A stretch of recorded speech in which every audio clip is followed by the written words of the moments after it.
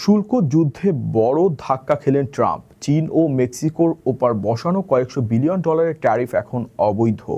আদালত জানিয়েছে এই অর্থ সুদসহ আমদানিকারকদের ফেরত দিতে হবে, কিন্তু 5 কোটির বেশি আবেদনের চাপে স্থবির হয়ে পড়েছে সরকারি রিফান্ড পোর্টাল। 1 বছরের বেশি পুরনো পণ্যের কর ফেরতের প্রযুক্তি নেই সরকারের কাছে। এই ডিজিটাল ব্যর্থতা কি বড় কোনো আইনি লড়াইয়ের ইঙ্গিত?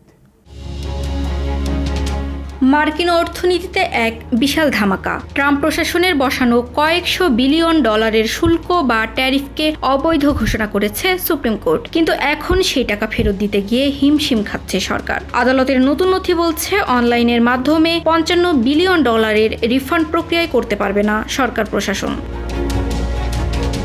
গত ফেব্রুয়ারিতে সুপ্রিম কোর্টের এক ঐতিহাসিক রায়ে বলা হয়, প্রেসিডেন্ট ট্রাম্প তার ক্ষমতার বাইরে গিয়ে চীন, মেক্সিকো এবং কানাডার ওপর এসব কর বসিয়েছিলেন। ফলে আমদানিকারকদের দেয়া 166 বিলিয়ন ডলার এখন ফেরত দিতে হবে। কিন্তু ইউএস কাস্টমস জানাচ্ছে তাদের অনলাইন পোর্টালটি খোলার পর মাত্র 63% আবেদন সামলাতে পারবে।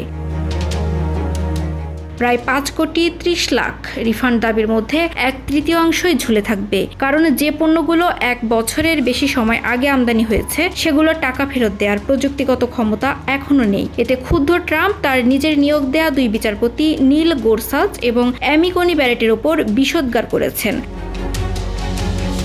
26,000-এরও বেশি আমদানিকারক ইতোমধ্যে 120 বিলিয়ন ডলার ফেরতের জন্য নাম নিবন্ধন করেছেন। কেবল আসল টাকায় নয়, বরং এর ওপর সুদও দেওয়ার প্রতিশ্রুতি দিয়েছে। কিন্তু পোর্টালটি পুরোপুরি তৈরি না হয় ব্যবসায়ীদের আরও কয়েক মাস অপেক্ষা করতে হতে পারে।